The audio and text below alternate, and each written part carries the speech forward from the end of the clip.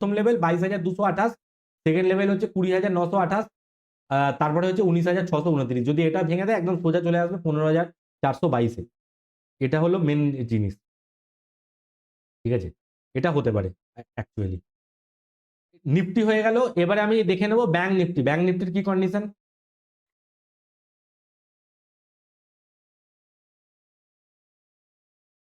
Nifty bank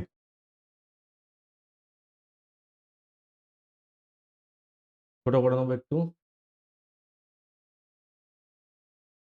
এই যে এটা bank Nifty chart, bank Nifty আরো বাজে অবস্থা।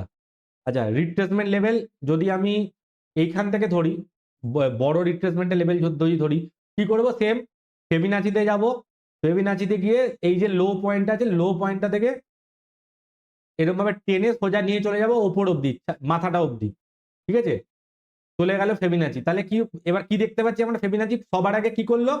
এই যে ব্যাংক নিফটি কোথায় এসেছিল প্রথমে? প্রথমে এসে দেখুন এই যে এখান থেকে রিজেকশন হয়ে এই যে লেভেলটা, যেটা এই যে 38%-এর যে লেভেলটা আছে, এই 38%-এর লেভেলটাকে থেকে ঘোরার চেষ্টা করেছিল কিন্তু ঘুরতে পারেনি। তো কোথায় চলে এসেছে? 50%-এর লেভেলে চলে এসছে। এবার এই 50%-এর লেভেলের থেকে ভেঙে দিচ্ছে না ঘুরছে, সেটা দেখার বিষয়।